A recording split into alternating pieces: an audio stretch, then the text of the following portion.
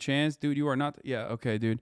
With their fucking pathetic army that has been thoroughly dismantled and eviscerated by dudes who didn't even know how to fucking use man pads until like a year ago. It took like 3 hours of a fucking CIA guy in khaki pants to come in and explain to like some fucking Nazi dude how to shoot a fucking man pad.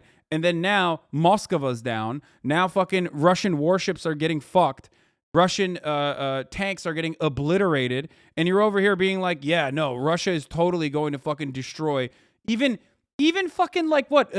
NATO countries that already have NATO armies and NATO equipment? Really?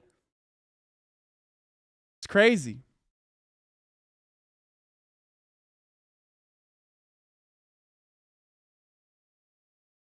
Wait, hold on. Ukraine's getting cooked in the East, though. Of course they're getting cooked in the fucking East. Hyper focusing on one region is a region where there's also like already well-established resistance forces that are anti-Ukraine as well. A region that they're very familiar with is a little bit different than trying to take over a 44 million fucking country, specifically with like a lot of resentment towards Russia.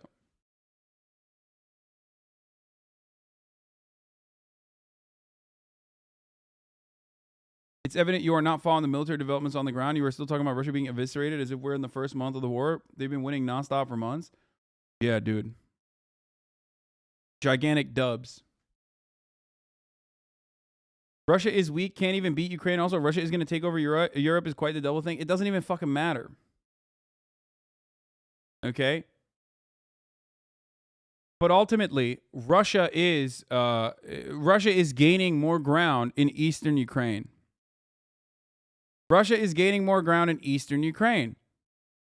The original Minsk agreements would have given up no territory to Russia and would have instituted independent regions that would still firmly be within Ukrainian borders as an active territorial dispute between Russia and Ukraine, rendering any likelihood that Ukraine could ever fucking join NATO to be useless, okay? And that was their main point. They wanted to have a say in what happens in Ukraine. That was their goal. Now they're taking that fucking region and even more by force. The cost you are paying for the product. Do it now. Do it today. Go up. So let's be honest with one another. But ultimately, if we're talking about like whether Americans care about fucking Ukraine or not, like of course they don't. As I said correctly that they would not. They care about gas prices. That's it. They care about how much they have to pay for in the pump. Okay?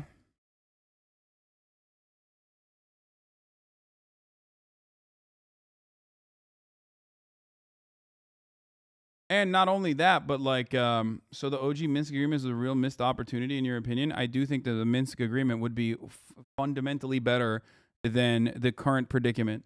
Anything would be better than the current predicament. And the peace negotiations that they were undergoing that the Ukrainian leadership was actually on board with literally look like the Minsk agreement. And then some.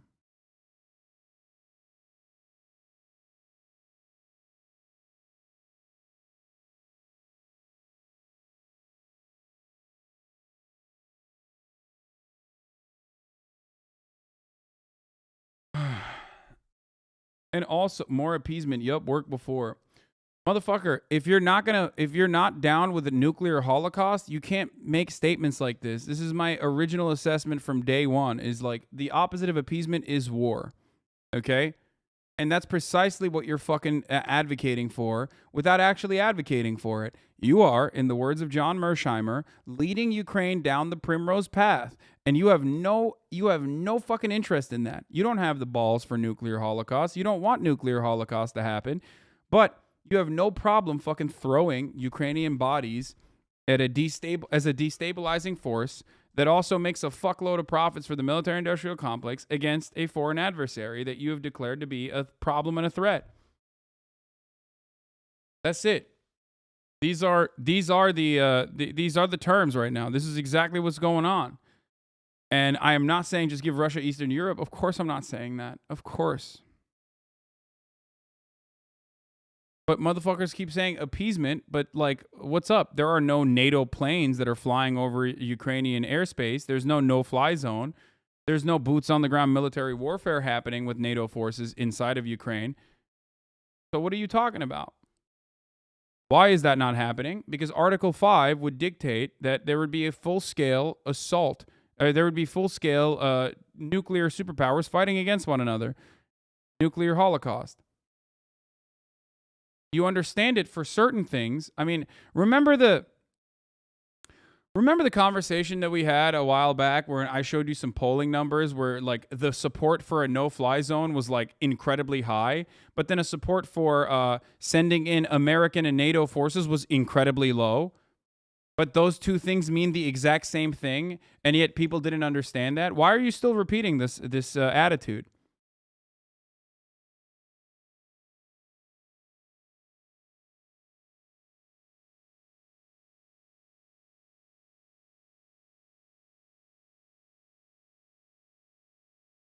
Don't get how you said at the beginning of the war you were like that Ukraine only has a few Nazis. I never said Ukraine only has a few Nazis. I said Ukrainian nationalism is a complex story, but unfortunately, Ukrainian reactionaries, Ukrainian nationalists have a lot of influence beyond just the paramilitaries that are firmly within the ranks of the National Guard and doing territorial defense. Why do I mean that? Well, another take that I had that absolutely fucking came true was that in times of unjustifiable and brutal invasions from a larger force, the most right-wing and the most nationalist forces are seen as emancipatory forces that are doing ultimately good things for the country. Putin is responsible for the increase in Nazi rhetoric and increase in Nazi prominence, just like he's responsible for the justification for NATO expansion in Eastern Europe.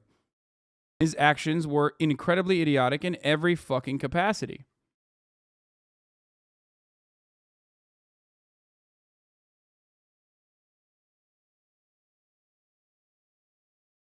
Okay? Why do you reuse phrases such as primrose path like a silly child who just discovered the word? It's just the title of that famous John Mersheimer piece that I've read and mentioned multiple times throughout my Ukraine coverage. But I guess this is the first time you've encountered the word or me saying it as on your sock account, and that's why you are making it seem like it's ridiculous for me to repeatedly use it. Nice though. There you go. Yeah, I got temporary use of Bitcoin and dumped it, just like I got temporary use of your mom and dumped her. Are all Mormon kids fucked up like this? I hooked up with this girl last week who was Mormon and she had self-harm scars on her breast. Yeah, good luck, dude. I doubt that you fucked anyone, okay? At least consensually. Ay, ay, ay.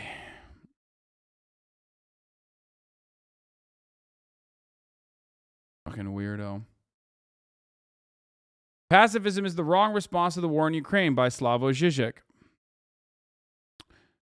Slavoj Žižek took the time out and wrote an article about what's going on in Ukraine, and he actually supported NATO in the end of this, okay? He said that we need to give more guns to NATO, and we need to give more guns to Ukraine, and that's the right thing to do. For those who cling to pacifism in the face of the Russian attack in Ukraine remain caught in their own version of Imagine. Imagine a world in which tensions are no longer resolved through armed conflicts. Europe persisted in this world of Imagine, ignoring the brutal reality outside of its borders. Now it's time to awaken. The dream of a quick Ukrainian victory, the repetition of the initial dream of a quick Russian victory, is over. In what looks more and more as a protracted stalemate, Russia is slowly progressing, and its ultimate goal is clearly stated. There is no longer any need to read between the lines when Putin compares himself to Peter the Great. Saying like he's a Duganist. He's saying that Putin wants to take over, I guess, the entire USSR territories and reinstitute some form of the Russian Empire. And that the only way to stop that is by, implementing a non-U.S. controlled NATO, which is, of course, one of the dumbest things that Slavoj Žižek has ever said. I guess when you write the most amount of books that any other fucking philosopher has ever written, you ultimately end up writing a bunch of dumb shit, too, in there. You cannot have a NATO without the United States control, especially because NATO is an invention of the United States. It's a mechanism of controlling European interests and using Europe as a force for American imperialism, Western imperialism as a broader category. So kind of crazy to Balkan post like this, Slavo. That was interesting. He was not taking away anything. He's returning. He was returning and reinforcing. That's what he's doing. More than focus on particular issues, is Russia really just returning, and to what? We should carefully read Putin's general justification in his claim. In order to claim some kind of leadership, I'm not even talking about global leadership. I mean leadership in any area, any country, any people, any ethnic group should ensure their sovereignty. Because there is no in-between, no intermediate state. Either a country is sovereign or is a colony, no matter what the colonies are called.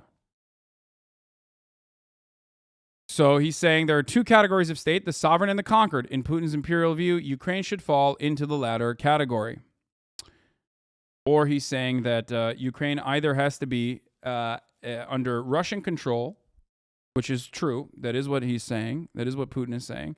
Or under the control of Western influence and be a colony to the West. But there is no emancipation for Ukraine in either category here. Ukraine either is going to be a Western CIA client state or it's going to be a Russian client state. That's it. There is no emancipated free Ukraine in this process. Okay? It's just not happening. It's far too Eastern for it to happen, for it to occur. That's just the reality. Okay?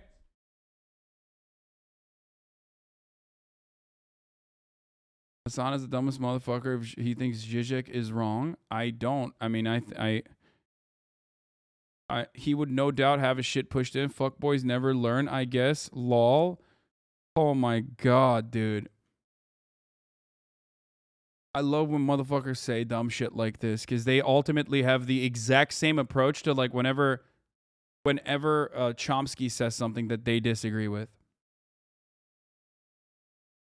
And as is no less clear from Russian official statements in the last months, Bosnia and Herzegovina, Kosovo, Finland, and the Baltic states, and ultimately Europe itself, fall into the latter category. I disagree. What Russians' interests in said areas, or what Putin's interest in said areas, is entirely removed from the reality of what will happen in said areas. So there is that. I think this is like this is an inaccurate assessment of what's going on the fucking ground. If Ukraine can be held up when it literally had no functioning fucking standing military in 2014, and in a matter of 10 years, or less than 10 years, 8 years, Ukraine turned into a country that can literally stop the Russian ground forces and Russian air forces, then it's over. You know what I mean? There's no fucking Russia invading Finland in that scenario. It's just not happening. That doesn't mean Ukraine is winning. Of course, Ukraine is losing more territory than it originally had in the beginning of this. Okay? In the beginning of this invasion.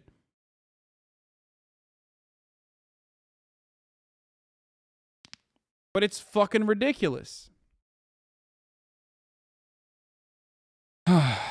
Anyway, safe. We know what the call to allow Putin to save his face means. It means we know what the call to allow Putin to save his face means. It means accepting not a minor territorial compromise in Donbass, but Putin's imperial ambition. The reason this ambition should be unconditionally rejected is that in today's global world in which we are all haunted by the same catastrophes, we are all in between an intermediate state, neither a sovereign country nor a conquered one. To insist on full sovereignty in the face of global warming is sheer madness, since our very survival hinges on tight global cooperation. But Russia doesn't simply ignore global warming. Why was it so mad at the Scandinavian countries when they expressed their intention to join NATO? With global warming, what is at stake is the control of the Arctic Passage. That's why Trump wanted to buy Greenland from Denmark. Due to the explosive development of China, Japan, and South Korea, the main transport route will run north of Russia and Scandinavia. Russia's strategic plan is to profit from global warming, control the world's main transport route, plus develop Siberia and control Ukraine. In this way, Russia will dominate so much food production that it will be able to blackmail the whole world. This is the ultimate economic reality beneath Putin's imperial dream. Those who advocate less support for Ukraine and more pressure on to negotiate, inclusive of accepting painful territorial renunciations, like to repeat that Ukraine simply cannot win the war against Russia. True, but I see exactly in this the greatness of the Ukrainian resistance. They risk the impossible, defying pragmatic calculations, and the least we owe them is full support. And to do this, we need a stronger NATO, but not as a prolongation of U.S. politics.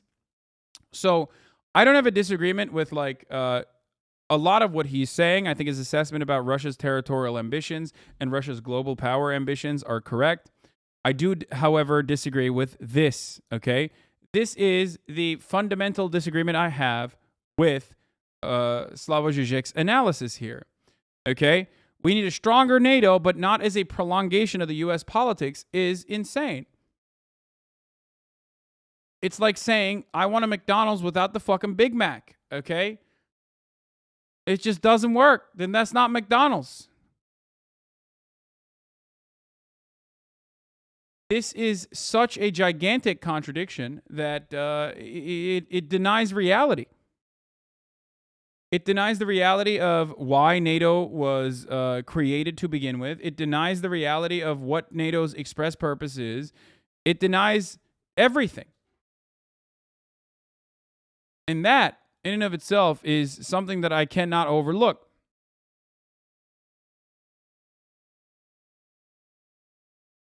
The U.S. strategy to counteract through Europe is far from self-evident, not just Ukraine.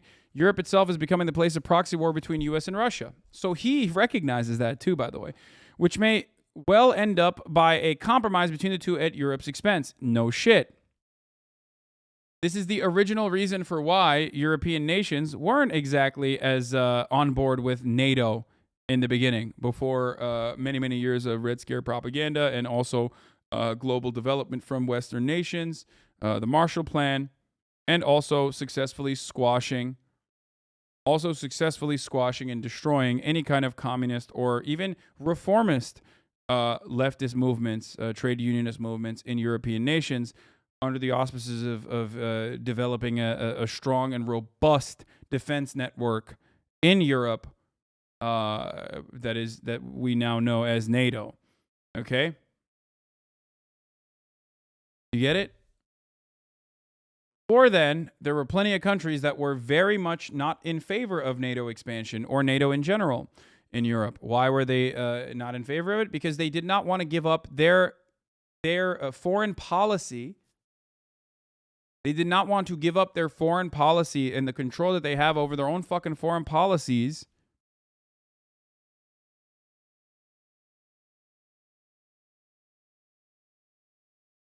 simply for the initiatives and the imperialist endeavors of the U.S. empire. There are only two ways for Europe to step out of this place: to play the game of neutrality, a shortcut to catastrophe, or to become an autonomous agent. Just think how the situation may change if Trump wins the next U.S. elections. While some leftists claim the ongoing war is in the interest of NATO industrial military complex, which uses the need for new arms to avoid crises and gain new profits, their true message to Ukraine is, okay, you are the victims of a brutal aggression, but do not rely on our arms, because this way you play into the hands of the industrial military complex. No, I think it's more complex than that. I think people, at the very least, these are powerless people, by the way. We have no control over what happens with respect to American foreign policy. But someone like myself, or someone like even Noam Chomsky, which is, again, completely powerless, and the American government will never listen to people like us, simply state that peace negotiations are the only way to end conflict. It doesn't matter if millions of people die. It doesn't matter if 10,000 people die. It doesn't matter for 10 people to die. Ultimately, all conflicts are solved with treaties and peace negotiations. And for some weird reason, we are not seeing any interest in peace negotiations or the pursuit of peace negotiations against the Russian invasion of Ukraine, and only talking about how well Ukraine is doing, greatly emphasizing Ukraine's military, greatly overemphasizing and exaggerating Ukraine's military advancements against Russia, and refusing to do an honest assessment on the human toll of this unjustifiable invasion. Okay? Ukraine has already gone through its Soviet-era provisions and its Soviet-era military equipment. They've completely burnt through it. Now they're just reliant on NATO equipment at this stage. But does Putin even want to negotiate? Yes, of course he does. Don't say Russia isn't negotiating. Of course, they were negotiating. They were negotiating. They had a 15-point plan put together. I talked about it many times over. And then that negotiation fucking fell apart after Boris Johnson stepped foot inside of Ukrainian territory.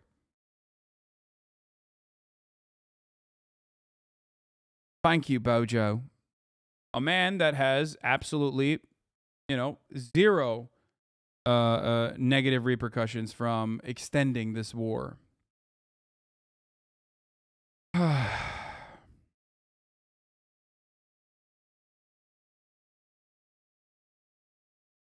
At the moment, the Ukraine isn't interested in negotiations. I don't believe that either. I think that no matter what happens, of course, Zelensky is interested in negotiations. The disorientation caused by Ukrainian war is producing strange bedfellows like Henry Kissinger and Noam Chomsky, who come from opposing ends of the political spectrum. Kissinger serving as Secretary of State under Republican presidents, and Chomsky, one of the leading left-wing intellectuals in the United States, and have frequently clashed. But when it comes to the Russian invasion of Ukraine, both recently advocated for Ukraine to consider settlement that could see it as dropping claim on some of the land to achieve a quicker peace deal. In short, the two stand for the same reasons, same version of pacifism. Perhaps the reason for why people are talking about that is because 14,000 people died in the lead up to the Russian invasion over the course of the many years of LPR and DPR, separatist movements fighting against the Ukrainian National Guard, and that this would avoid further conflict. But I don't know. Maybe that's the reason why at least Chomsky is interested in that, in a peace negotiation. But a moment of the brutal attempt to change our entire geopolitical situation. The true target of the war is the dismantlement of the European unity advocated not only by U.S. conservatives in Russia, but also by the European extreme right and left at this point. In France, Mélenchon meets Le Pen. Yeah, this is, Zizek is like doing, he just, ridiculous. I don't know what to say. He's doing like horseshoe political analysis. Wild. The craziest notion floating around these days is to counter the new polarity between U.S. and China, which stands to the excesses of Western liberalism and Oriental authoritarianism. Europe and Russia should rejoin forces and form a third Eurasian bloc based on the Christian legacy purified of its liberal excess. The very idea of a Eurasian third way is a form of today's fascism.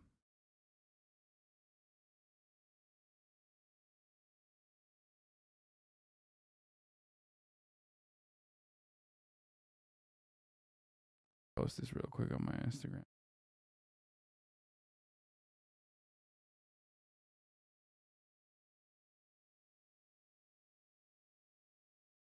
Sorry.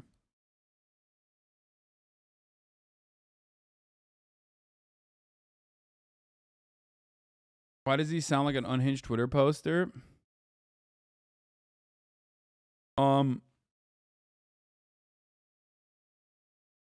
Sad to see this Zizek take, and you introduced me to the left and reformed me for being a libertarian.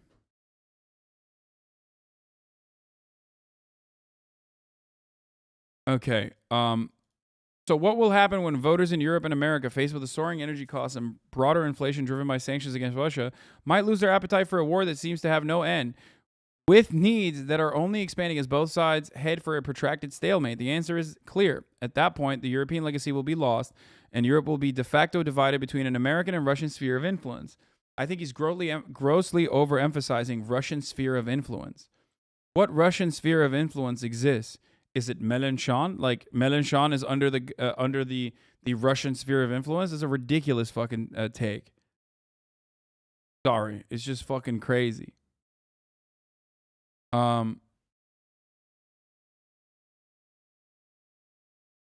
Like there's how?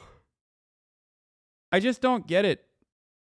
Especially when, like, if you're a leftist, you understand that there needs to be like some level of like underlying material need here. And Russia has no grip of control over Europe beyond energy, and that's a significant one. But like, yeah, maybe if you talk about Hungary, certainly, but like what sphere of influence exists when it comes to Russian affairs, Russian involvement in like fucking, you're saying Hungary and Serbia. Do you think Hungary and Serbia is impactful when you consider the rest of fucking Europe? Are you crazy? You sound like a Serbian pro-Russian politics will conquer the EU 100%. See, that's what I mean. Bro, you literally sound like a fucking unhinged Serb. You're Balkan posting when you say that. Okay? Like that's How is energy not the material ground? Because the level of energy dependence that they have on Russia only goes so far. That energy dependence can create a peaceful negotiation process or a peaceful trade partnership with Russia.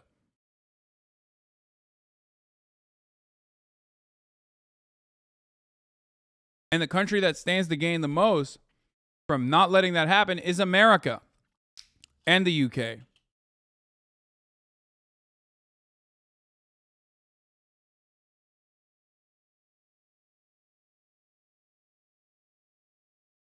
It's just funny to be like, it is funny to be like, dude, yes, Serbs will overtake Europe, brother.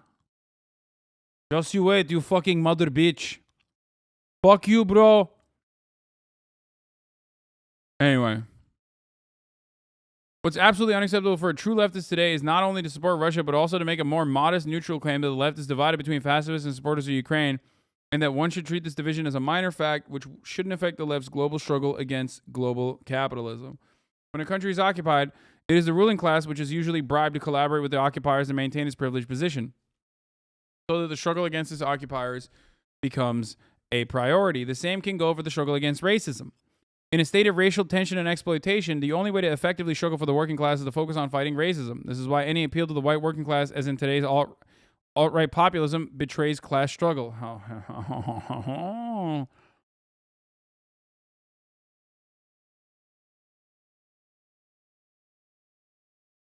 Interesting. A lot of you anarchists are awfully quiet about this take here. Today, one cannot be a leftist if one does not unequivocally stand behind Ukraine. To be a leftist who shows understanding for Russia is like to be one of those leftists who, before Germany attacked the Soviet Union, took seriously German anti-imperialist rhetoric directed at the UK and advocated neutrality in the war of Germany against France and the UK. This is like every Reddit. It's basically like a summarization of like every Reddit argument. Like Slavoj Žižek was able to craft the most powerful Reddit post. The left will fail here. The game is over for it. But does this mean, like, there's no power? The left has no power, brother. What are we talking about? The left. You know what I mean? Like, what left? The left has no power and no say in what happens. At all. Like, at all. So an argument like this, usually done by like American liberals, an argument written like this by American liberals on like fucking, I don't know, The Atlantic or whatever, is basically to just signal to the rest of the fucking liberal media class that you're one of the good ones, okay? That's it.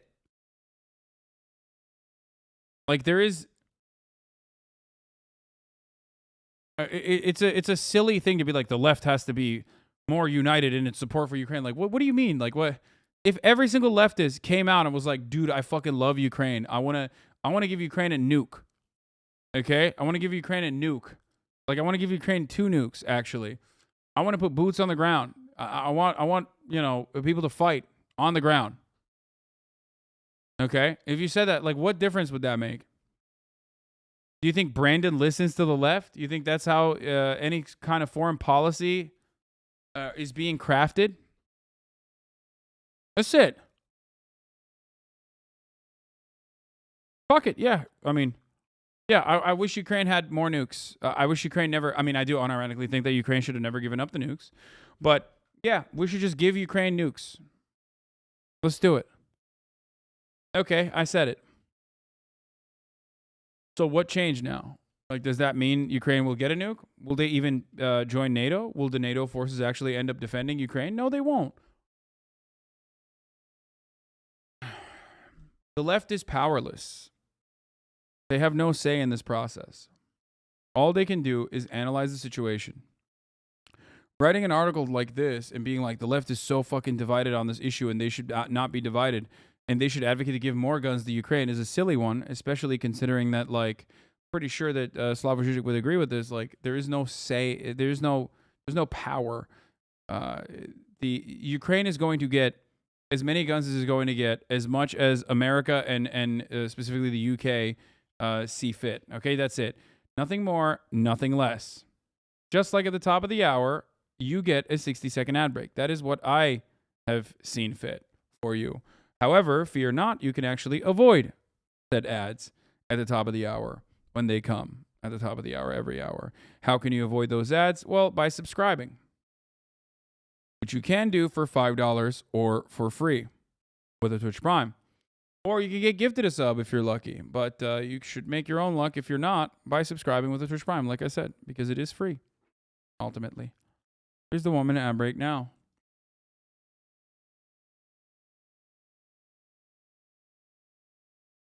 It's not a 1 out of 10. Fuck you guys.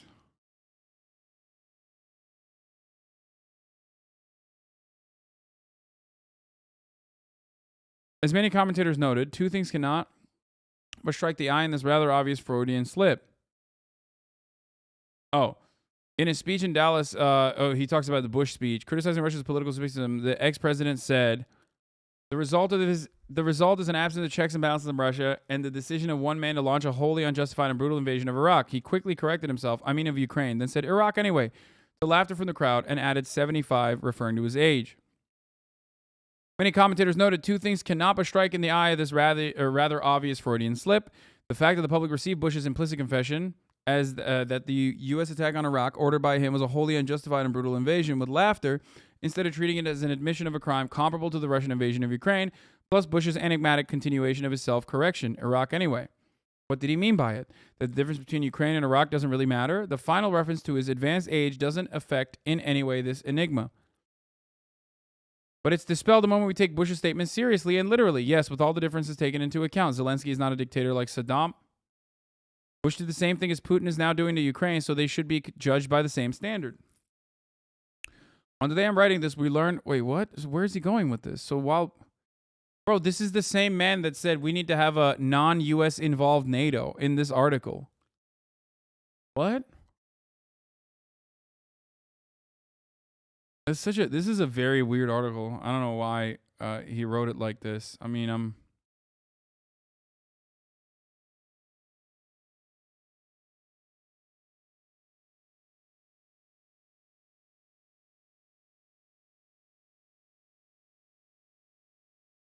like we should take... I do take Russia's threats and Russia's war crimes seriously.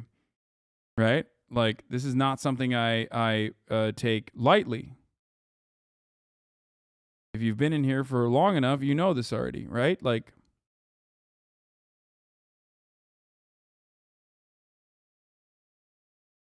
as a matter of fact, people actually get very mad whenever this comparison is made because it offends American sensibilities. They're like, how dare you? You're utilizing this opportunity to shit on America when the main villain is Russia. Stop shifting the goal. Stop shifting our attention away from Russia to America. But it's like, no, I'm using that to help you come to terms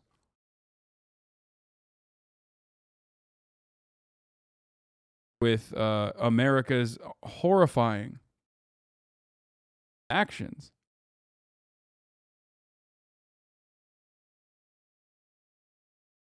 Whereas it seems weird that people end up using Ukrainian blood to launder American war crimes, to whitewash American war crimes.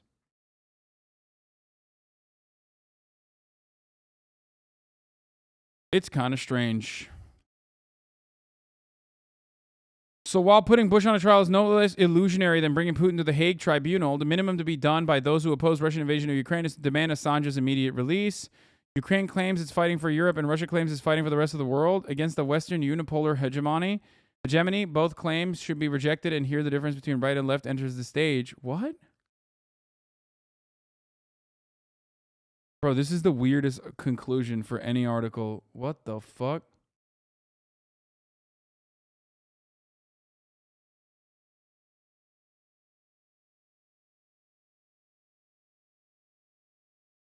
So he's defending, obviously he's like criticizing, America. And did he write this entire article to like get liberals on board just so he could fucking defend Julian Assange? Is that why he wrote this article? Was this like a tactical Like, oh yeah, no, actually, like, I love Ukraine. We should give Ukraine more guns. Also, if you like to give Ukraine more guns, like I do, you should also advocate to free Julian Assange. Like, what the fuck is this article, bro? It just went into like a completely separate, weird fucking what? It literally feels like he wrote this exclusively to make an argument about like how if you recognize Russian war crimes in Ukraine, you would never advocate to jail a person who, unearthed said war crimes. So free Julian Assange.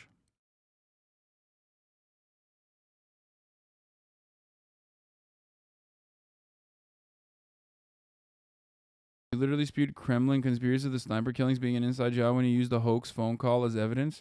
Yeah, the hoax phone call that the American State Department basically admitted. The hoax phone call that was covered by, or uncovered rather, by certainly, definitely Russian espionage was engaged there. It was, but the hoax phone call that you're referencing between, American diplomats that the American State Department basically admitted was real. Thank you. Yeah, I know. It's such bad Kremlin propaganda when I read articles written in the Christian Science Monitor, which seems like an unreputable, establishment paper, but it's not. It's actually very good.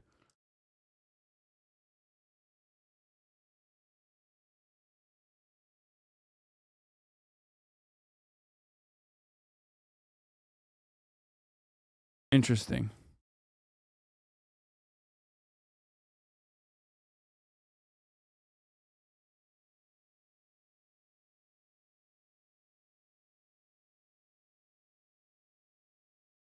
Julian Assange should be in jail? Okay, bro. What is Yugopnik saying on this? I read the Zizek article. It's all over the place. He proposed the idea of somehow having a stronger NATO, which is not controlled by the U.S., whose imperialism he opposes. He says he's against fence sitters on Ukraine while suggesting something which is virtually impossible. While relatively adequately criticizing those who call for all sides to just get along as a material impossibility, he proceeds to suggest an equally impossible idea. Yep, exactly. In the current historical context, NATO not being an extension of U.S. power.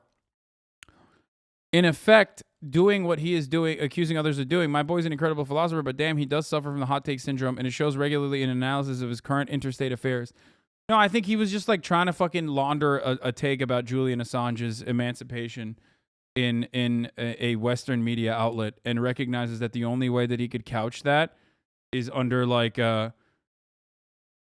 11 paragraphs being like Ukraine needs to get more guns and the left sucks for not giving Ukraine more guns, as though like the left has any fucking say in the process.